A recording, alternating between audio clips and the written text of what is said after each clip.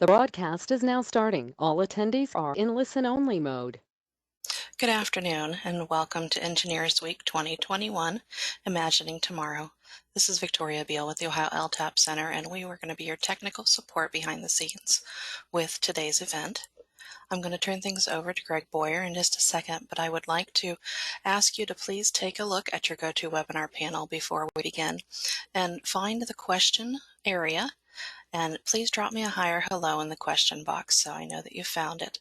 That is how we are asking that you please submit any questions you have for our presenters during today's presentation. Also, during the presentation, a copy of the PowerPoint, which was shown before the event started, will be loaded into the handouts section for you to download if you would like to have a copy of that. It will also be emailed out after the session completes today. So with that, I'm going to turn things over to Greg. It's all yours. Thank you, Victoria.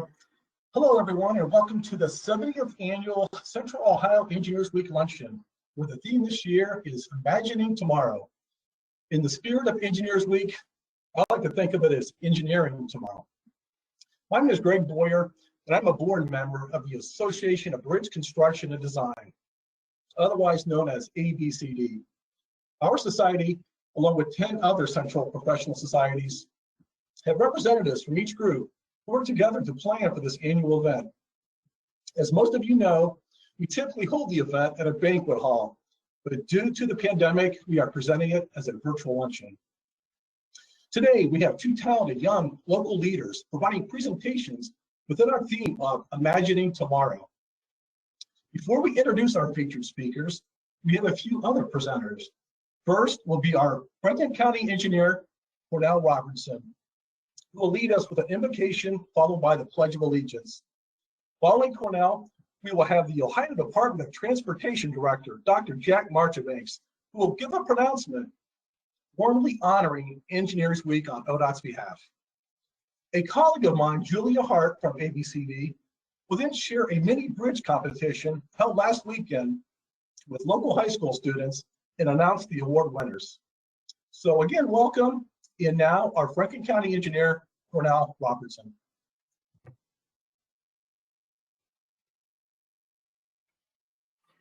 Thank you, Greg, and thank you to the various engineering clubs and organizations for holding the E-Week Luncheon, even if only in the virtual sense. Again, my name is Cornell Robertson. Usually I introduce myself as the county engineer, but today I'll go with the Franklin County Imagineer. The mission of the Franklin County Imagineer's office is to provide for safe and efficient movement of people and goods from place to place by designing, building, and maintaining Franklin County's 800 lane miles of roads, 360 bridges, and infrastructure for multiple modes of transportation. We are an agency of action, innovation, and collaboration.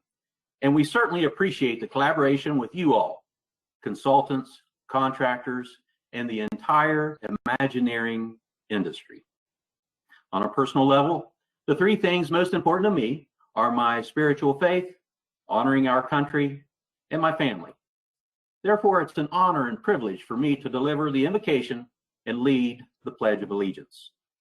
As we bow our hearts, I invite you to think of the deity of your choice. Heavenly Father, thank you for this day, and thank you for allowing us to stay connected and to virtually be together for this annual E-Week Luncheon. May it be an opportunity to broaden our horizons, to be enlightened, and to share vision for the future. Day by day, help us to be people of action and servant leaders in your image, to utilize creative goodness for the sake of others, at work, at home, and everywhere we go. Give us the strength, the courage, and the comfort to know that your will is best. In God's name we pray, amen. Thank you. And now for the Pledge of Allegiance. As we say the pledge today, I ask that it be dedicated to our youth, those who may be considering careers in engineering and Imagineering. They are our future. They are our tomorrow. I invite you to stand as you are able, or to kneel in peace if you prefer, to honor our flag and to honor our country. Please join me and follow my lead. I pledge allegiance to the flag of the United States of America and to the republic for which it stands, one nation under God, indivisible, with liberty and justice for all.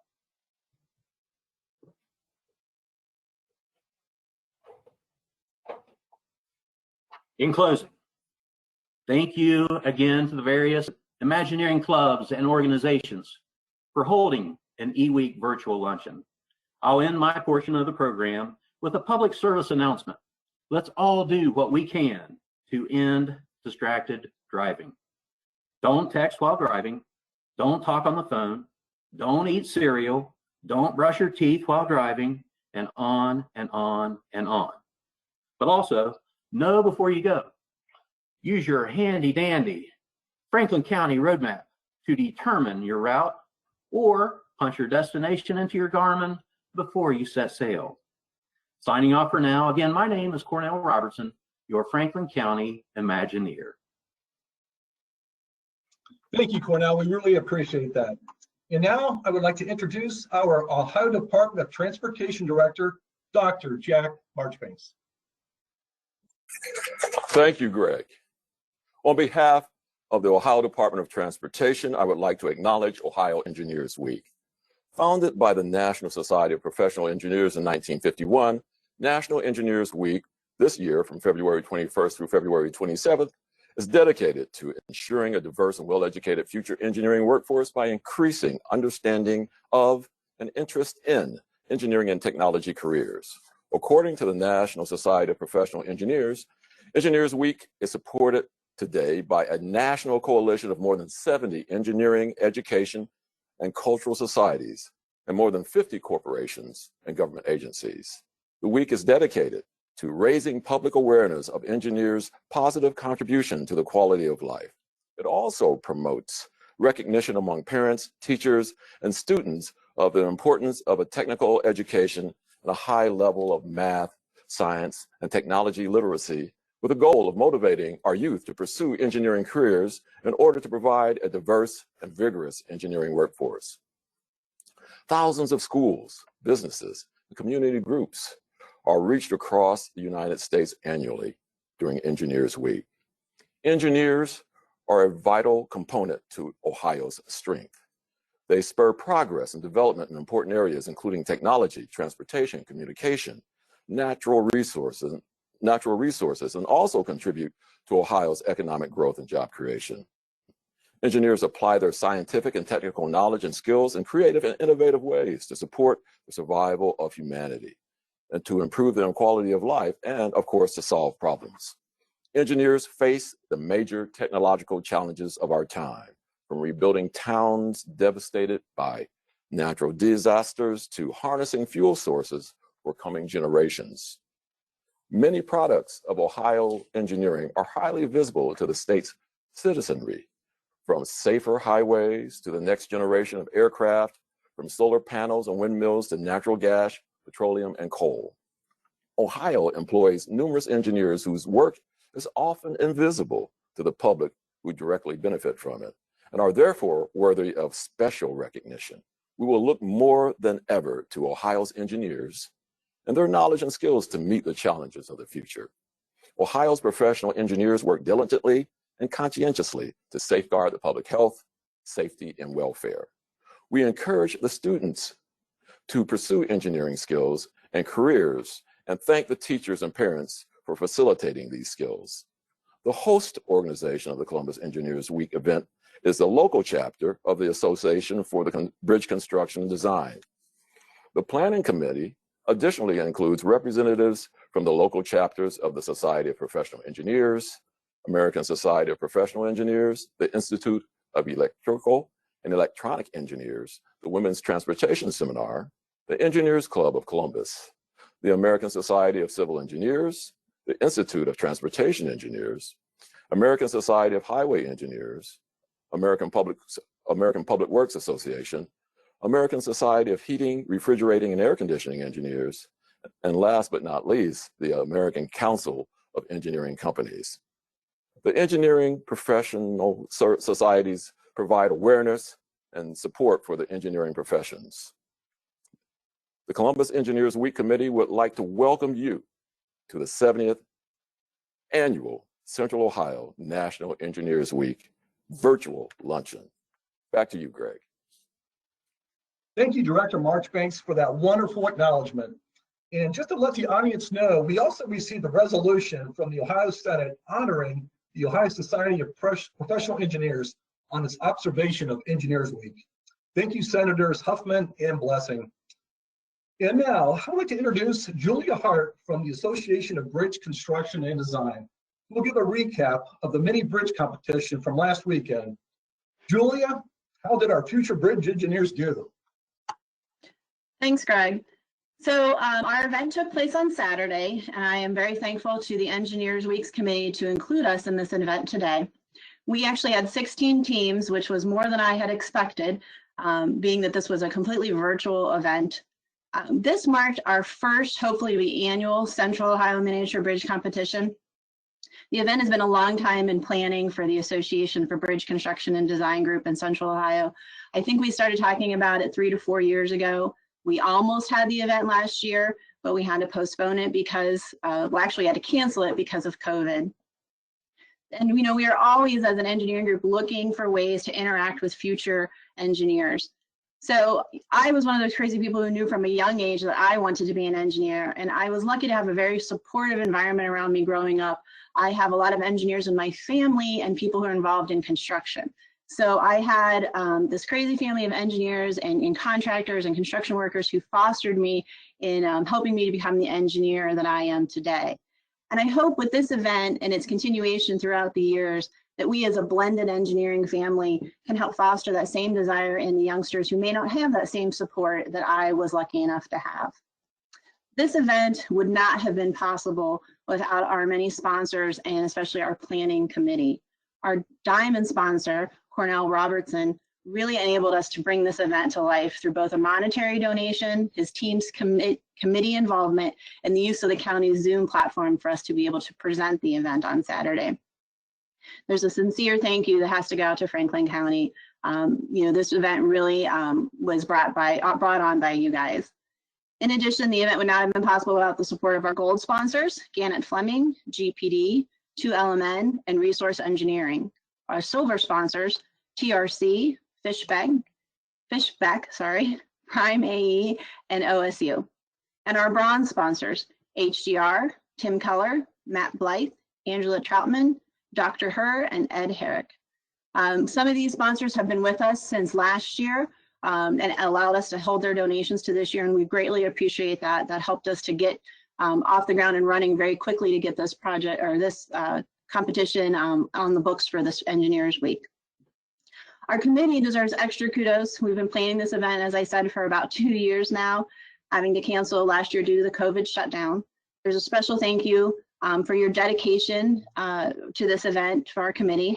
Our committee is made up of Dr. Herr from OSU's Civil, Environmental, and Geodetic Engineering Department, Chris Hay from ABCD, Abby Zimmer from ODOT District 6, Ed Herrick and Simone Burley from the Franklin County Engineers Office. You really made this event happen, and thank you so much for your support, your assistance, all your great ideas, and especially for your enthusiasm in bringing this event to life. There's also a special thank you that has to go out to Matt Hay for designing and constructing our loading table, and to Brad Sunheimer and Eagle Construction for providing us with some loading material to actually test our bridges. And a final thank you and heartfelt thank you to the teachers, chaperones, and students who took a chance on us and were patient with us in getting this event off the ground, and for giving this first year a try or a go. I hope you found it worthwhile and consider participating next year. We've already received some great feedback from some of the teachers, and they're already asking to please let us reach out to them again for next year's event. That's truly amazing at how many people had to come together to make this event happen. And again, it would not have been possible without all those people that I just named. So our bridges were judged on aesthetics, but also on their efficiency or failure, load to bridge weight ratio. And now it's my pleasure to announce our winners. The Aesthetic Award, which is presented by 2LMN, goes to Team 1 of St. Charles Preparatory School. The third place Efficiency Award, presented by GPD, goes to Team We Tried LLC of Fayette Christian School. And I have to say, coming in third is your first time, I'd say you definitely tried. Second place Efficiency Award presented by Gannett Fleming goes to Team 4 of Central Crossing High School. And the first place and overall winner, which is presented by the Franklin County Engineer, is Team 1 of St. Charles Preparatory School. Congratulations, we had some really amazing bridges this year. And if you are interested in seeing any photos of the bridges or an entire video of the loading event that occurred on Saturday, please go to the ABCD Central Ohio website and click on our outreach page.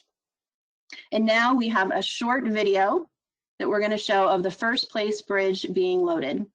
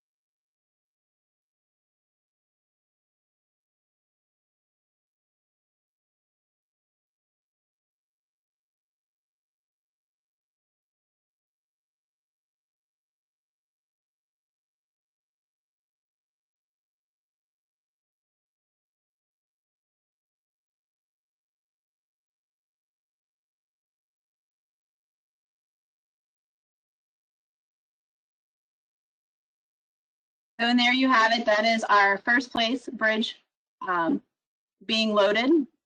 As you can see, it was kind of a catastrophic failure there at the end. And that bridge actually held nearly 14,000 grams and it weighed 28 grams. So great job, St. Charles. And thank you again to everyone that I mentioned, our sponsors, our committee, and especially the students. We are already looking forward to our next year's event.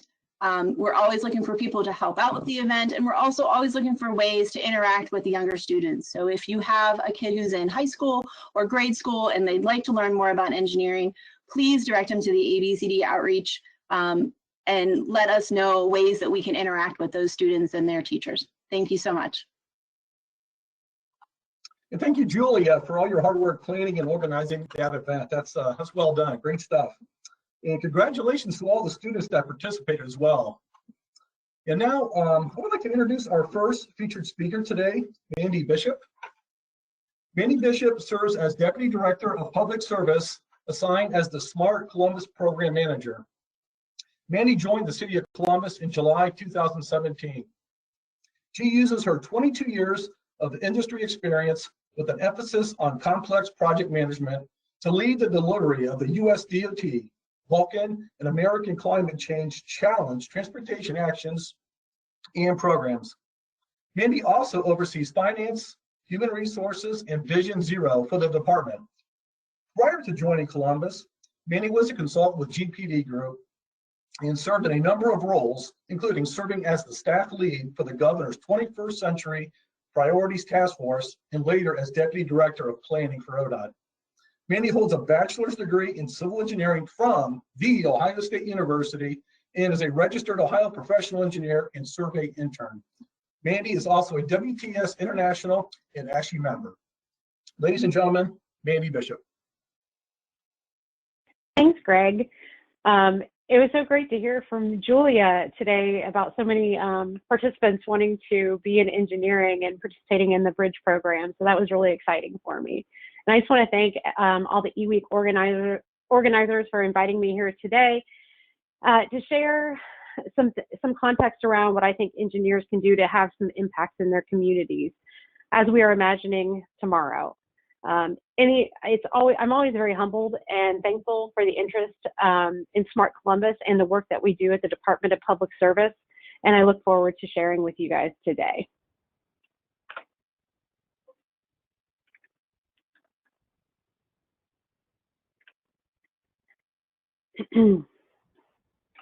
So I'm certain so many of you recognize this picture. And for those of you that don't, it's the COTA Mile in downtown Columbus. It's one of the many great spaces and places in Central Ohio. And it's one of hundreds of examples of projects that take place in Central Ohio every single year. It's an example, it's a compilation of work from planners, landscape architects, engineers, all came together to envision this wonderful, great space. I noticed the Main Street Bridge. I noticed COSI. I know the Veterans Memorial. Noticed the Veterans Memorial, Smart Columbus, City Hall. There are so many iconic buildings and places in this photo. This project is a great example of public and private collaboration.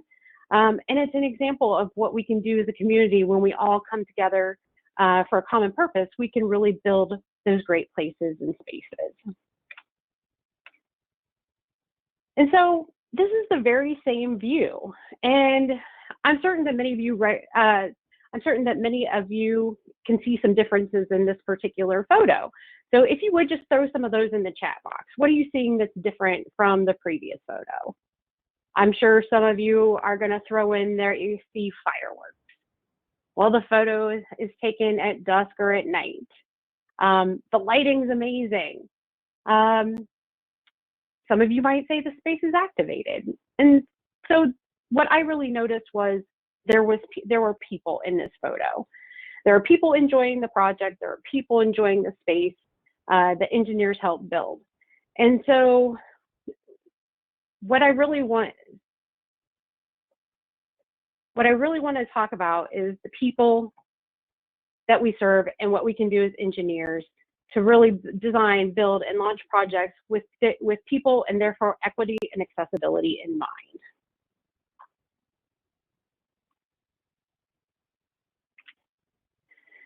I can pull probably a dozen quotes from Mayor Ginther. Mobility is a great equalizer of the 21st century. The impact of climate change isn't just happening on faraway shores, and it affects our most vulnerable. It's these quotes that really resonate the most with me.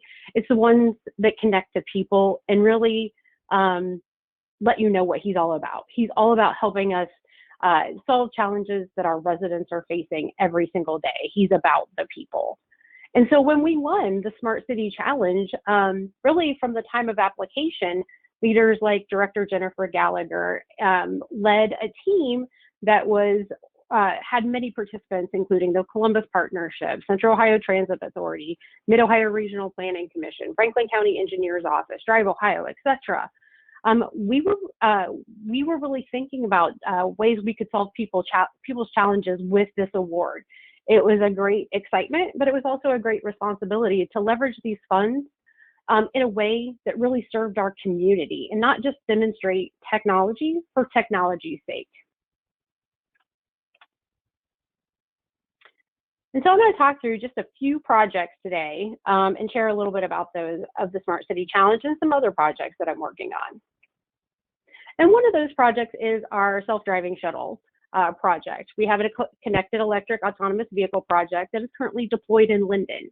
And the goal of this deployment was really to demonstrate how autonomous technology can connect residents to jobs and services, community services. And so that's really what we've done.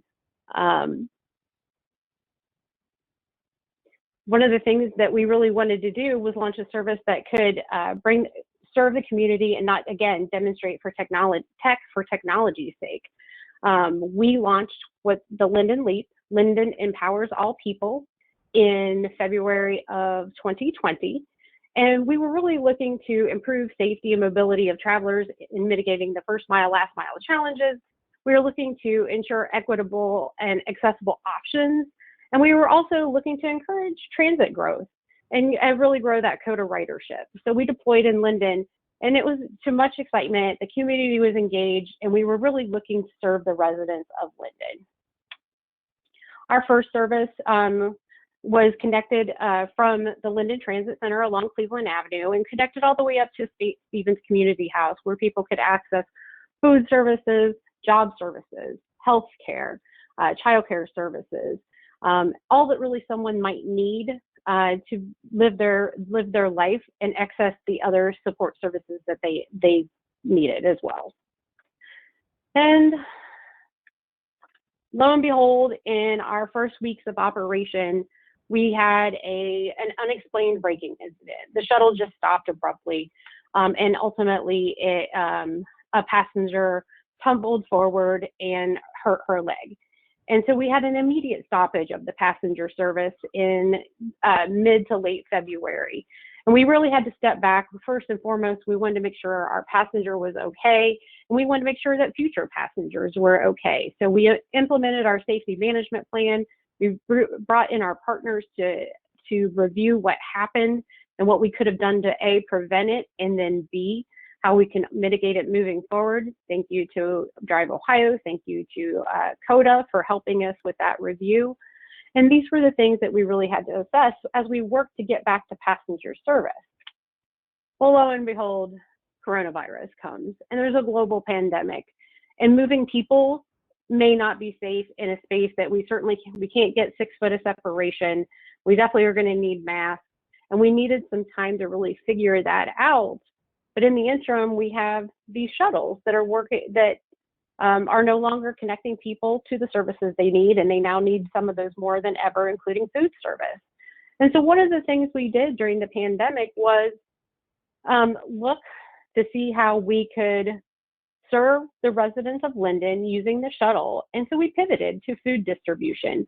Many of us saw long lines across the United States. Food pantry demand was increasing 2, 3, 4-fold. People that had never even thought of going to a food bank before were going. So the Linden Leap service really helped more people access food, but also helped more people socially distance by moving some of the pickup, the food, away from the central St. Stephen's Community House. And that was really something that we did to try to serve our residents by using our technology to solve a problem that we were facing. We were trying to be nimble and move that along. These are just a few pictures of the service that we're providing. We're using one of our self-driving shuttles here. Irv is in the middle. He's one of our operators from Empower Bus, and now he's with Easy Mile, still continuing this food service operation. But we really did it all to serve people. Another project that was probably one of my favorite projects to work on was our mobility assistance for people with cognitive disabilities. And this particular project really focused on people with cognitive impairment, and that's defined as autism. People with autism, Down syndrome, traumatic brain injury, dementia, ADD is in there, dyslexia, learning disabilities. It has a very broad definition, and therefore this type of technology has the opportunity to serve a lot of people, including the elderly, And so we were really looking to help people with disabilities garner more independence in their daily lives. And so we really looked to a Wayfinder ecosystem where we had a handheld device, so a phone. We had participants that wanted to use this application that we put on a cell phone, and that they could access fixed route transit while doing it. So this was our Wayfinder ecosystem where we looked to try to solve some of those challenges that we were seeing our residents with cognitive impairment hold. And we really wanted that person-centered service. So this service, you can build custom routes in the application, again, called Wayfinder by AbleLink. And it has visual and audio cues for those that want to access fixed route transit. They can, get on that bus and have some confidence that they're going to be able to travel from point A to point B, and it gives them more information along the way to continually orient them. It also has some great features for the caregivers. Caregivers are part of this ecosystem as well, and it really helps connect the caregiver with their person so that they can help them navigate the system. Some great technology for this. These are the folks that we were really trying to serve. We got to know a number of folks in the program, including Charlie. We had some great feedback about folks being able to leverage and use the Wayfinder app to do some of the things that they wanted to do that weren't necessarily pre-scheduled.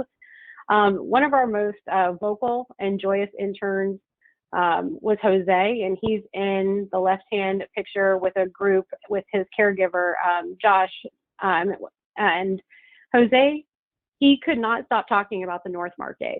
He got to get on the bus, go to the North Market, and experience things that you and I would take for granted every single day. It was the smells, it was the taste, it was the textures. It was just experiencing a place that he never accessed before. I want to be clear, his caregiver was with him doing these trips as well. But ultimately, it's that independence and those last-minute trips to get ice cream that are some of the things that we're trying to help solve for and give people more opportunity to do things when they want to do them, not when they can schedule to do them. And so that was just a little bit about Smart Columbus. And one of the opportunities that I've been given recently was to lead Vision Zero with Maria Cantrell. She's our Vision Zero coordinator and has put in an amazing amount of work into this program. And what we're really trying to do with Vision Zero is eliminate serious injury and death on our streets. And that sounds like a very tall order, but if you don't aim high, you're never going to get there. And we truly feel that every single person has the right, to get to their destination safely. And sometimes those people don't always get to their destination safely. And that's why we're doing this. And so traffic deaths in Columbus, we had 54 deaths in 2019 in 49 crashes. And as you can see, the trend has been up since 2015. And in 2020, this is not a final number for 2020, we're trending towards 60 deaths. One death is too many, 60 is just unacceptable. And we can't continue this trend because every number on that screen is a person. And this is about people, and it's about making sure that they get home every day. And so on Monday, we are working with City Council to adopt our first ever Vision Zero action plan. This is just a preview of a couple pages. If you want to learn more about Vision Zero, I strongly encourage you to go later this week or on Monday to check out the new website, the new launch, and all the new information at columbus.gov/Vision Zero. And you can really see what we're trying to work towards and how we're trying to make people safer as they travel on our streets. Every single person should be safe on Columbus Street. One of the other initiatives that's being undertaken by others in the department, being led by Director Gallagher, President and CEO Joanna Pinkerton at COTA, and Executive Director William Murdoch, is the LinkUS Initiative Mobility Corridor Initiative. And this initiative, is about transportation, but it's not. It's really about new technology solutions, bike and ped improvements as well as new housing and job opportunities. And it's really an opportunity to transform the way we do development in Central Ohio. So as we think about the region's challenges, it's not just getting people to places, it's also bringing place to people. And it's working to provide affordable housing and stronger job opportunities so that people can take care of their family. And every day, engineers play a role in that work. And so what is a mobility corridor? It's a mobility infrastructure investment, it's compact and connected development, and it's increased opportunity for people. And this is all work that engineers, planners, contractors, consultants are going to have the opportunity to play in moving forward and really help move our region forward and give more opportunity and access for all. I know there's a survey out right now, and if you would help out Justin Goodwin and go check out LinkUsColumbus.com, find the Northwest Corridor Survey, take a few minutes and look over the documents and give us your feedback. That closes on Monday, so it'd be great if you could do that in the next couple days for us. And I think the one group of people that I want to make sure that I really don't forget in this entire conversation is the people you work with, your team members, your peers, the people you supervise, your partners, your vendors. When we think about the last year, I believe empathetic leadership has really become a more prominent topic in many of our conversations, as we've all watched people move from home and struggle with childcare and taking care of their families during this pandemic. I've really seen some awesome leaders in our community step up and adapt to that changing condition and help really try to really understand where everybody was coming from. And so when you think about the national conversation, think about equity. Think about how you're making your workplace more equitable and accessible. Think about how you're taking care of your employees, because they're the ones that are out there serving the public. Again, whether you be a public service servant, a contractor that does public work, a consultant that helps us design and plan things as well. And those are people that we really have to also remember as we move forward. And so about two years ago, I was working really hard on Smart Columbus, and we were all really focused on delivering the technology. And, I just was really struggling a little bit, and I needed to remind myself why I do all of this. And so I put this little desktop sticky note on my computer, and it's do it for people, do it for purpose. And so that's why every single day I get up and I go out there and do what I do. I love what I do as an engineer, don't get me wrong, but I also every single day go out there and give it my all, because I want to make this world a little better place.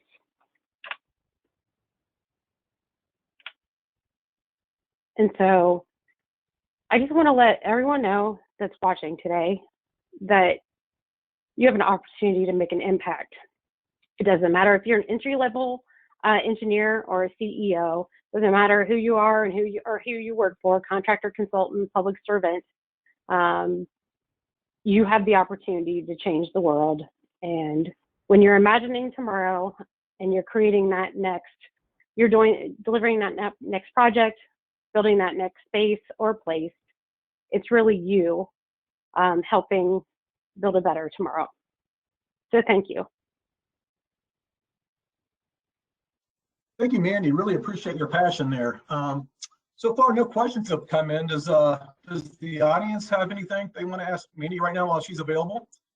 Again, you can use that chat feature there in the upper right-hand corner.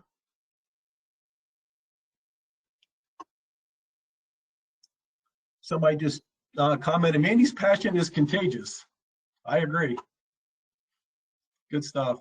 I'll tell you what, Mandy, if you wouldn't mind sticking around, maybe if the audience has questions for Mandy after our second presentation, maybe we can address those. No problem. Okay, thank you again, Mandy. Okay, so moving on to our second presenter, I'd like to introduce Joanna M. Pinkerton.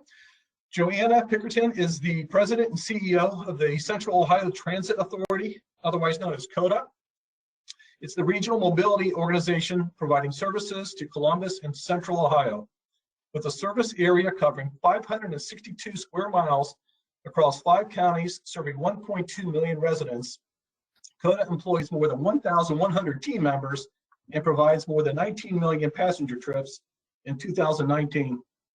Since joining COTA in April of 2018, Joanna has focused on organizational transformation, delivering innovative mobility solutions in response to a growing community, changing customer preferences, and addressing equity issues with the mobility needs of many residents.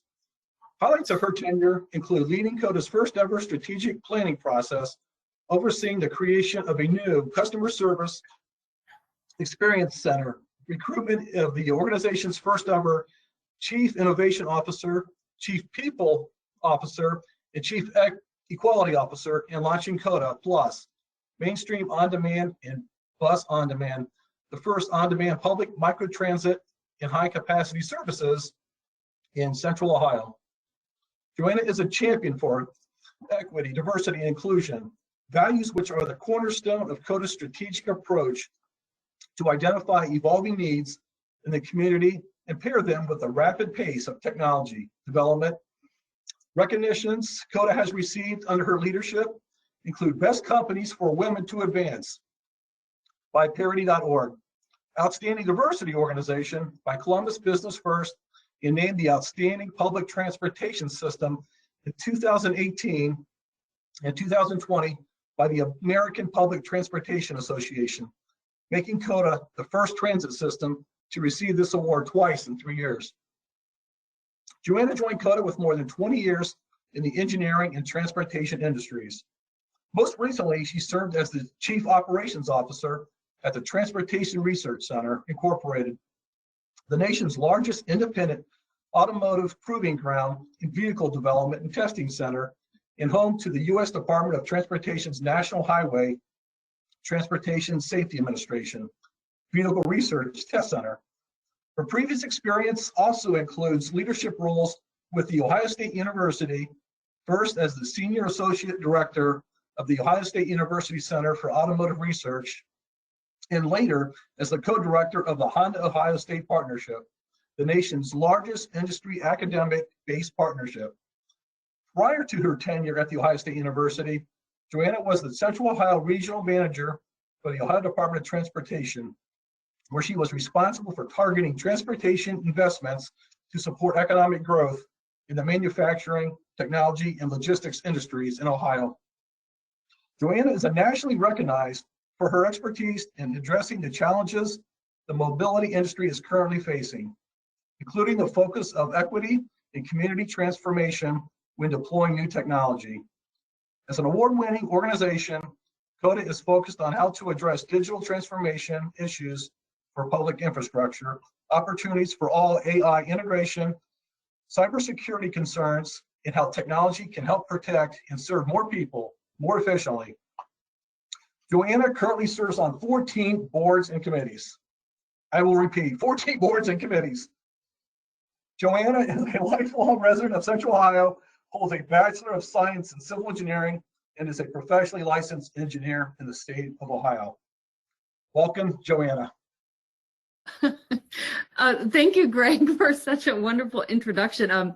I'm recovering from that 14 number. I guess I didn't realize that, but I can hear people next door who are watching the webinar laughing out loud. So I hope you all are enjoying your day, and I just really thank you, Greg, for inviting me to be here. I want to also acknowledge I was really inspired by Cornell and Julia and Director Marchbanks, who mentioned the youth. And as I've been watching today's events, I've been really taken back to what got me into engineering to begin with, because that was not something that most young girls were taught in the 80s and 90s, that you should be an engineer. But I'm so grateful that my path led to engineering, and so I'm really grateful that Cornell and Julie and Director Marchbanks brought up how important it is for each of us to want to inspire the next generation. But then also, I just feel like I owe a huge thanks to Mandy in what she presented. For those of you listening in today, she and I did not plan our presentations. We have not coordinated, but yet a lot of what she said really resonated with me, as a person, as a human, as a mother, as a colleague, a fellow engineer. I hope it did resonate with you as well. And I heard her say two things really about engineering, is that we have to be thinking about the why, and we have to be thinking about the people that we're engineering for. So I'm going to continue that conversation. I'm going to start by sharing with you, I think Mandy did this. She shared a quote that's on her laptop. I suspect if you're all meticulous engineers, such as all of us are, you probably do things like this too to remind yourself. And so I'm going to read you the sticky note that is on my laptop. And if you don't have one, I'd say give it a try. But I'll share this quote with you. It says, "I am only one, but I am still one. I cannot do everything, but I can still do something. And because I cannot do everything, I will not refuse to do the something that I can do." And that was written by a philosopher in the 1800s, but I wrote that down when I came across it last May and June when I was watching civil unrest outside the window of my office. And I was watching a lot of people hurting during the protests. And I thought, what is my role in all of this? And that is there every day to remind me that we all have a role to play. So I am an engineer by training. I'm a civil engineer, but I'm going to hone in on mobility today. My days of water and sewer and things like that are over, maybe thankfully. If we can go ahead to the next slide. I just want to start with our vision here at COTA because I think it really speaks to the why. Our vision here, part of our new strategic plan, is to move every life forward. And this really came out of a lot of conversations with engineers and planners and business leaders, because we have to be thinking about why we are building the systems and the things we're building. And my commitment is that I will use my engineering talent to move every life forward. So our mission here at COTA, we provide solutions that connect people to prosperity through innovation and dedication and teamwork. Greg already mentioned it. We're a 562 square mile service territory, and we cover more than 1.2 million residents. And I don't think people realize we actually stretch into portions of adjacent counties. And we have a renewed focus now on connecting technology systems to people. I think Greg already mentioned this, but it would be remiss of me if I did not give a shout out to our people. We have been the only transit agency in the nation to be named the #1 champions 2 times in 3 years. So proud of our people. Some stats here about COTA, more than 1,100 employees. 711 of those are operators, so frontline. Not a single one of them has worked from home. During the entire pandemic, every single one of them has showed up to work every day. And we have not discontinued service a single day during the pandemic. Our fleet is at roughly 500 vehicles at the moment. 212 of those are eco-friendly. And you'll see later on, we've got a plan to be low and no emissions within just a couple years. 42 routes, more than 3,000 transit stops. If you're interested in adopting a stop, look me up at the end of the chat. Some stats about us. I don't think most people know we served almost 20 million rides in 2019, pre-pandemic. During the pandemic, we suspended a good portion of some of our services and intentionally suppressed service to 50% capacity until there was more science. There was a lot of unknowns. I'm sure, as you all remember, there wasn't a lot of information and there wasn't a lot of leadership. So we wanted to make sure we protected customers and employees first. So we provided about 10 million trips last year, which is still a lot considering, in theory, people were at home. But we served a lot of essential workers, people going to frontline jobs, people who served and made sure that the rest of us were safe. Weekly average ridership at the moment is almost 200,000 people a week. And you'll see there on the right-hand side, I'll mention a little bit about microtransit. COTA Plus, we served more than 17,000 trips on a brand new service of microtransit here in Central Ohio. So I'll bring you up to speed on that. Just a quick overview of our strategic plan. I want to notice, or I'd like to point out, that there are 4 strategic pillars of our strategic plan. And all businesses go through this type of iteration, you know, this kind of soul searching to make sure that you're focused on what matters. But I want to point out the gear there in the middle. Equity, diversity, and inclusion is not one of the 4 guiding principles at COTA. And that might sound a little shocking, but I want to point that out, that it's the foundational element that all of the other strategic priorities are built on. We actually had a debate here about it being one of 5 strategic priorities. And we realized that when we talk about equity, diversity, and inclusion, and you put it as a priority or a principle, then you make it a box for people to check.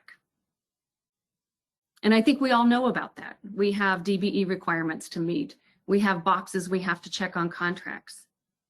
And we didn't want to make this a box issue. We wanted to make sure that this is the platform by which we reimagine and re-engineer everything we do. So top of mind is our community and our customers. I just wanted to share some information on the next slide that most of you already know from MORPC in the Insight 2050 study. Central Ohio is growing. In our careers, our population will double, our households will increase by almost 500,000, and our jobs will almost double. And then look what happens right there on the right side of that chart. We go from kind of this middle age, where I at least put myself, to a majority younger, under 35, and older population. So in that time, our population completely flips. We will be dealing with younger and older, and they have unique needs. The younger ones believe in service. They want things as a service, software as a service, mobility as a service. They do not want to be in ownership models. And then the aging population may not be able to serve themselves or drive themselves. A snapshot of COTA customers currently, before COVID and after COVID, you'll notice a very drastic decrease there in white or Caucasian, which is really representative of people who have more management type jobs and had the ability to stay home. So we're really focused at the moment, until people return to offices, on making sure that those who need us most have access to our service. So some emerging services. I want to talk about Central Ohio's first public microtransit service. It's a first mile, last mile solution. It's app-based.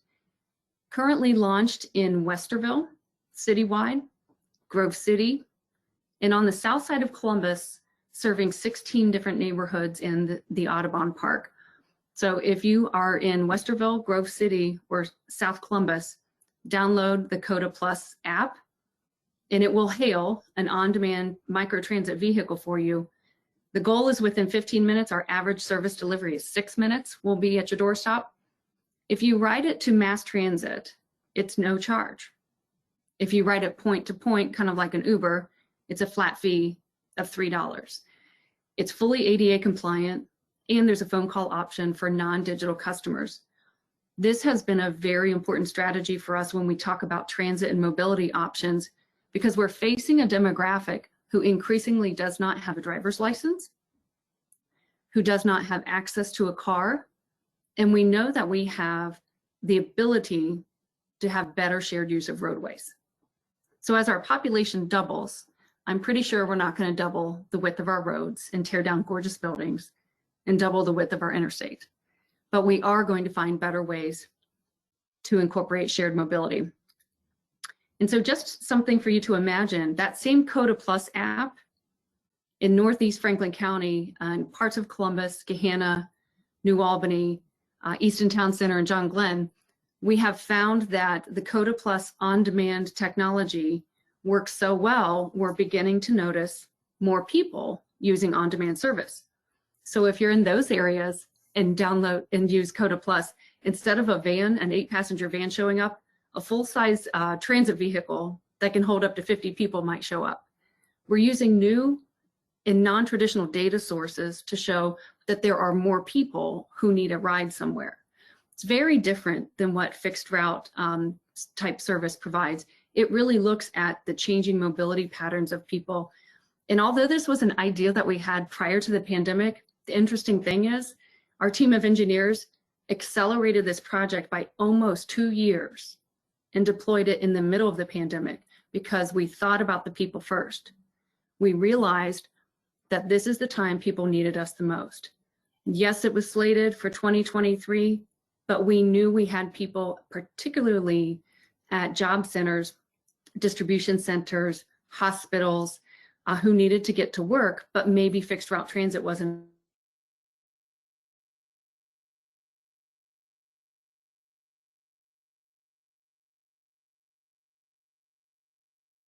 available to them because we had suppressed service. So this was just an incredible way for us to take small technology. It's important to give a shout out.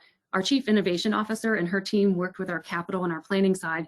And when I think about the executives here at COTA, our Chief Innovation Officer used to be in the software and aviation industry, and she's a computer science engineer. And the head of our capital projects is a civil engineer.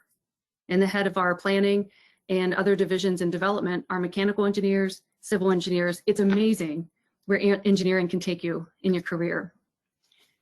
So just because we're kind of glutton for punishment and there's just never enough to do, we thought on the tails of a pandemic, we would roll out a new fare management system this year in 2021.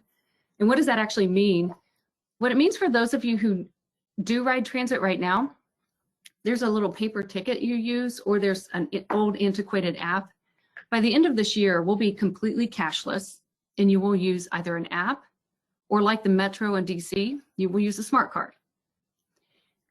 And this is a really big challenge for us to switch because almost 52% of our current customers use cash. So how do you go cashless in an equitable manner? So the first thing we've looked at, by the end of the year, there on the left-hand side, we have roughly 30 retail spots. By the end of this year, we will have more than 400 additional retail locations embedded in neighborhoods. Just like you can buy a Home Depot gift card at Kroger, you'll be able to reload your COTA card, or whatever we call it, at grocery stores, CVS, Walgreens, all types of locations. We're even investing in software technology that will allow us to partner with local shops. So if a neighborhood does not have a major grocer or a major retail chain, we'll figure out a way to have it at the local convenience store. So that's a little bit of what we're up to right now, really trying to work on the access part. But I want to shift a little bit to the why when it comes to engineering. So this is one of my favorite slides about the future. For those of you who've known the work I've done in the automotive industry, this is the thing that plagues both the automobile makers, and then it should be plaguing us as infrastructure geeks, is that this is what it takes for 60 single occupant vehicles, the amount of space right there in the middle. So whether you use an Uber, whether you use COTA, whatever service, same amount of space.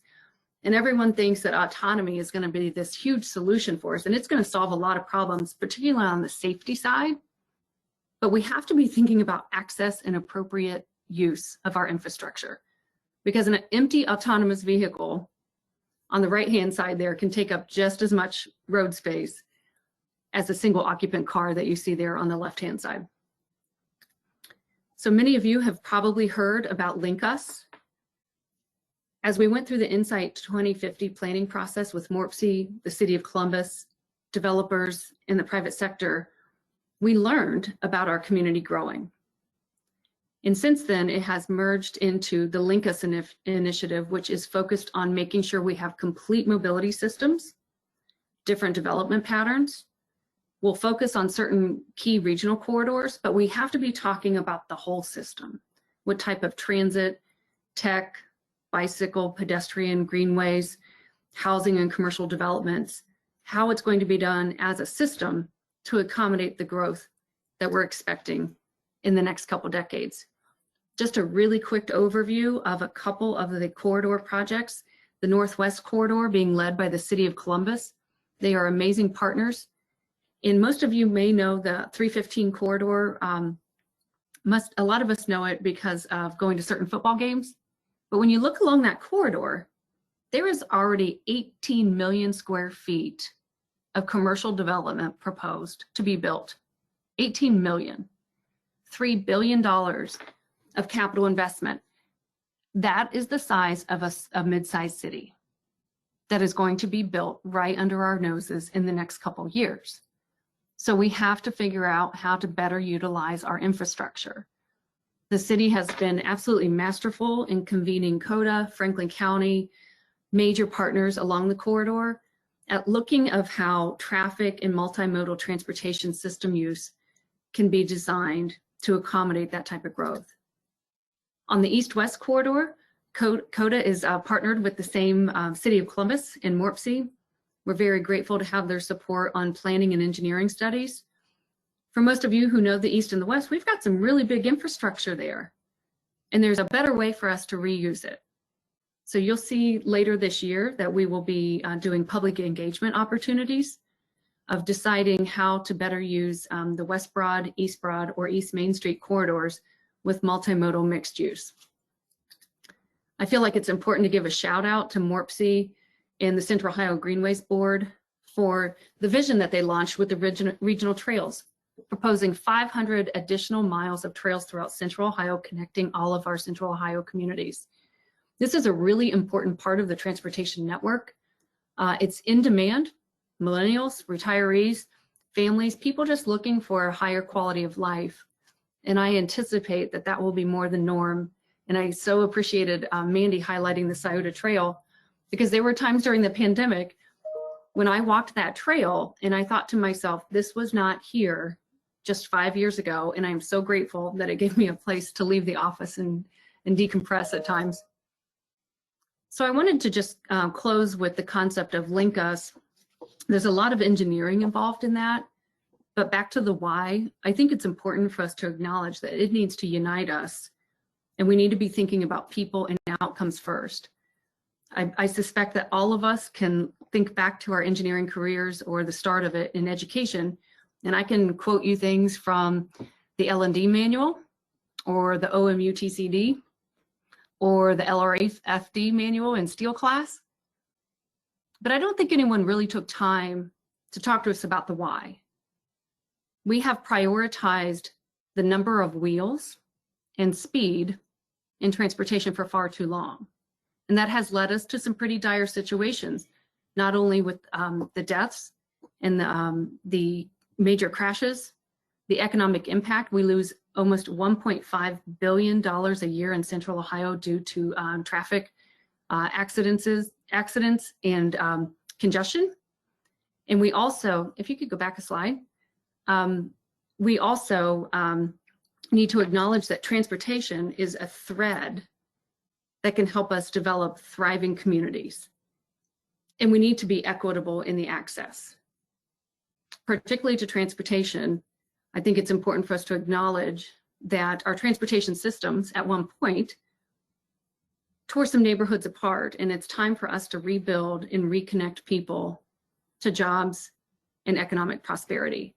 So I'm really excited about the LinkUS initiative and all of the partners we have so far, and I hope that you will do some research and visit the LinkUS website and learn more about how walkable, high-capacity rapid transit partnered with Vision Zero principles of enhanced pedestrian crossings, multimodalism, commercial real estate development, and affordable housing can really help transform our community.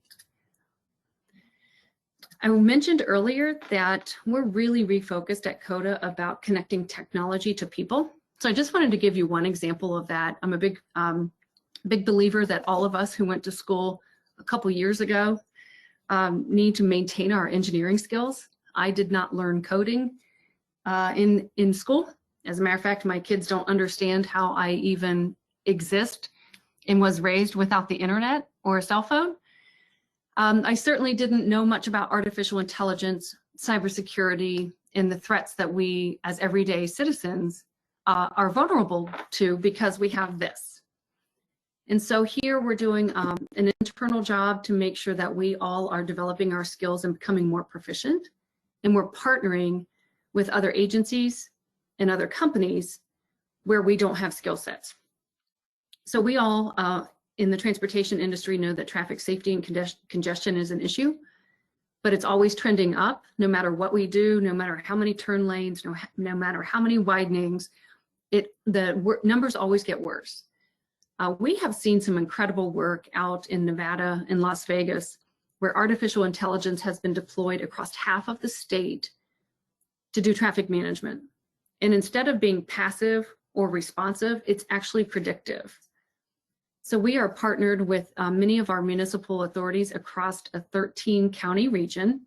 We pursued a federal grant to deploy artificial intelligence systems on top of the existing traffic management systems.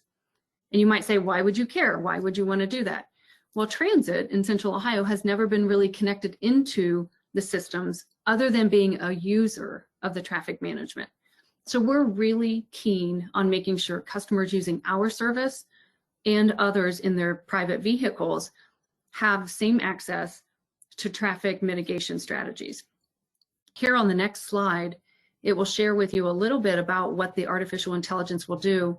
We know that we have actionable insights on the right-hand side where we have interagency coordination, but there were some really crazy things that I learned while I was out in Nevada.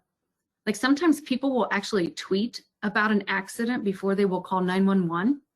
Like who would have ever thought? So the AI actually mines data from all types of non-traditional data sources, things that we as engineers or traffic engineers may have never thought of as being an insight. It aggregates the data, applies mechanisms, and then makes recommendations to those same agencies on the front side.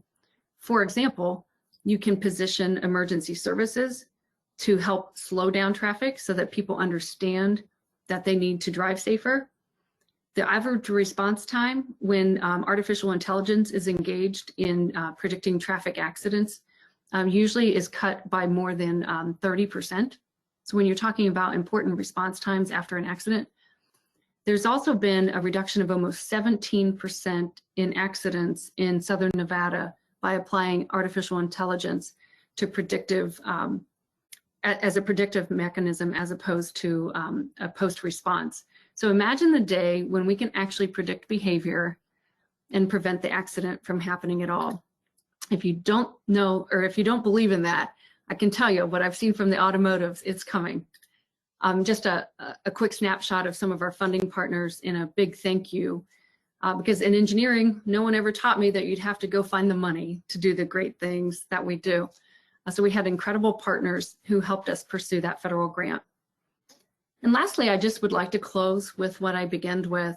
I want to talk about equity, diversity, and inclusion in our commitment.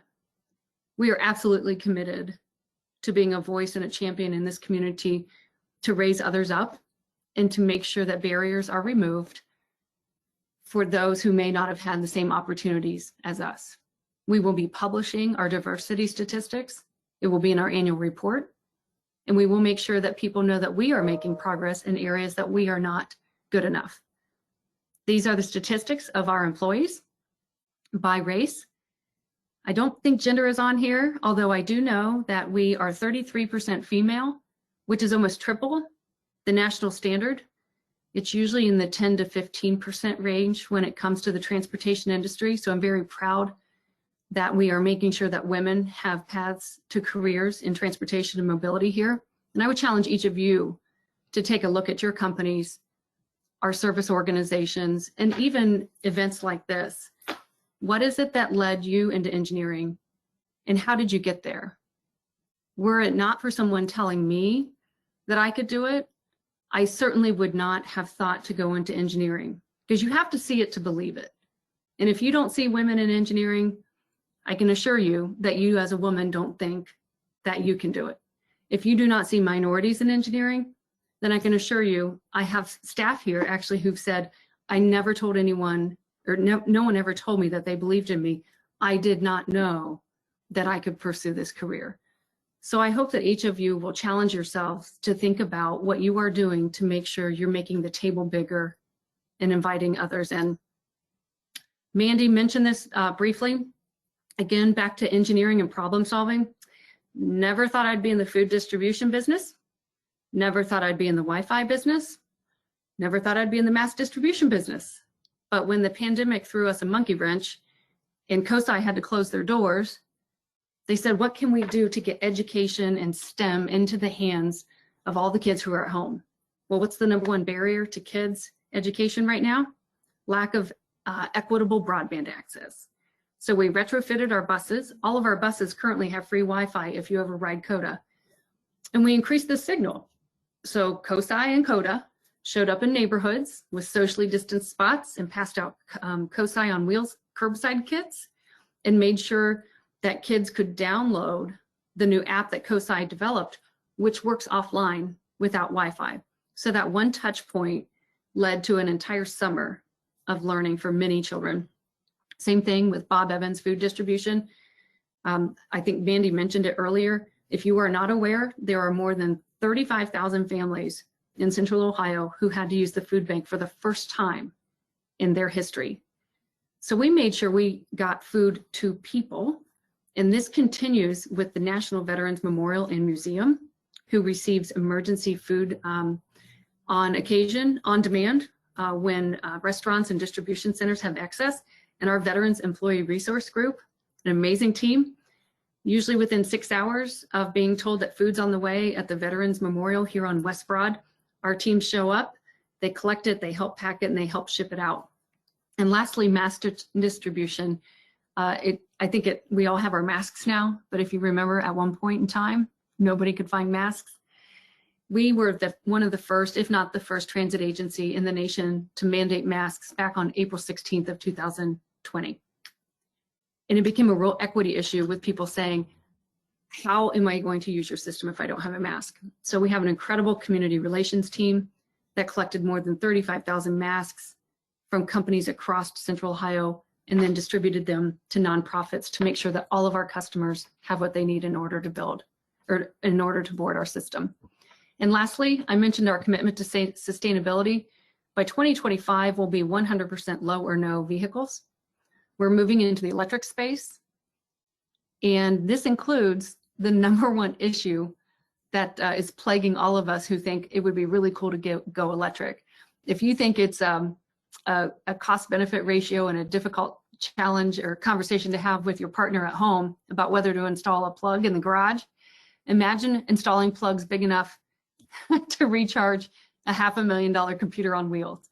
But we're underway, and by the end of 2022, we will have 30 heavy-duty EV charging stations in place. We've also installed 18 EV charging stations at our park and ride locations through Central Ohio, and we continue to do more. And we're also looking at how to join Sustainable Columbus in the carbon neutrality pledge, trying to get our community carbon neutral by 2050.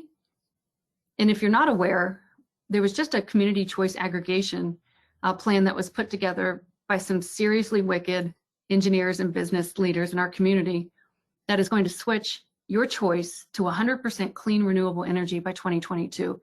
And I suggest you opt in. Here at COTA, we plan to be our buildings and our facilities to be run by completely renewable energy by 2022. And I'm just going to close with that because I want to just say that engineering, I know that we are all a little biased, but engineering really is the coolest trade.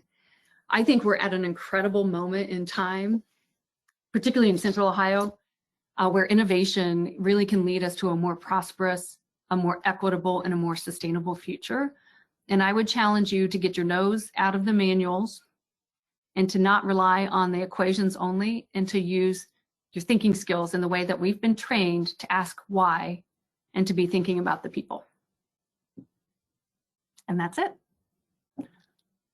Thank you, Joanna. What a great presentation, and really thank you for your leadership. COTA is in great hands. I do love being an engineer too. I've been in the business for 35 years, and one thing I like about it is I'm always learning new things every day, and I'm passionate about it as you are, and love what I do. We do have a couple questions for you. Somebody asked, what will COTA's role be in the future light rail system for the Columbus area? Okay, just make sure you repeat it again. It broke up just a little in the middle. Sure, yeah. It says, what will COTA's role be in the future light rail system for the Columbus area? So light rail as a mode was put on, I believe it was a ballot initiative in 1999, and it was voted down by the public. So the LinkUS initiative, we are evaluating high capacity rapid transit along corridors, and we will be taking public input, and we will be determining which mode will be the right mode for the community based on not only the cost, but what the community understands to be the best value for what they need, which often, as you would imagine, is access to job centers, travel time, and of course the safety. I get the question about light rail a lot, and I always respond with the same thing about, I believe that the rails are digital now. I think connected vehicle systems, so whether there's a piece of steel embedded in the highway, or whether it's a digital connection that has the vehicles connected, which I think is more likely, our role with our partners will be in evaluating what modes to put along each of those corridors. Thank you for the question. That was a good one. Okay, and here's another one. Somebody asked, what about putting charging stations for the cards at the local schools and colleges? That is a great question. And we actually have terrific partnerships with the Ohio State University, Columbus State, Franklin, Otterbein. I know that Ohio State University is putting charging stations in, so I'll be sure and ask about the others. Columbus State's about to embark on a huge capital investment program, so that would be a very good conversation to have with them. At the public school level, I'll be really frank, I am not familiar with their capital plan. I do know that a significantly higher portion of their students in Central Ohio use busing, so use mass transportation. So that would be a question primarily, I think, for the teachers and the administration. But when I talk to the school superintendent next, I'll be sure and ask her. Great, thank you. I think that's all the questions we have for you. There is a question for Mandy, and again, Mandy, I don't know if you're available, but somebody asked, how has your team been able to help Columbus see transportation as a citywide priority over all the many competing interests for public funding? Would you like me to repeat? I think definitely one of the biggest benefits is we do have a protected funding source that is dedicated to working is dedicated for transportation, primarily streets and bridges. I think transportation is something also that really touches so many people's lives, and people are very familiar with how it relates to their world. So when you're talking about transportation projects, programs, and making an investment, people really truly see them as an investment in themselves and in their community. So it's often a priority, whether it be a conversation about speeding in a neighborhood and working to put in traffic calming measures, or whether it's a conversation about connected vehicle technology that we've placed on High Street, Morse Road, and Cleveland Avenue. People really relate to transportation because it's something they use almost every single day. Great, thank you. And somebody asked a question here. I think it might be for Joanna. Any new parking garage at OSU has a charging station within it? Yes, my understanding is that the new parking garages do have charging stations. I remember just at the time I left, the Center for Automotive Research went from 2 to 6 stations. So that is part of the campus master plan, to my knowledge. Okay, great. And then somebody asked, are the electric charging stations to be supplied by solar and wind, or the grid in general?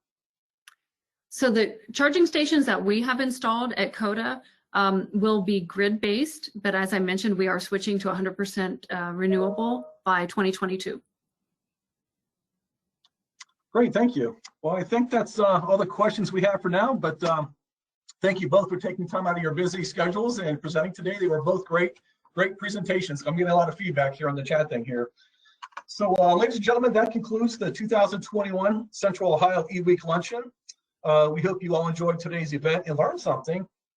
We want to thank our speakers for taking the time to present today, and to Cornell Robertson, Dr. Marchbanks, Julia Hart for their participation in today's webinar. A special thanks goes out to all of our sponsors for their support as well. Lastly, I would like to thank the eWeek committee members and Victoria Beal and Paula Hyman from ODOT LTAP for their time and effort to put together this event. Enjoy the rest of Engineers Week and stay safe and healthy. So long.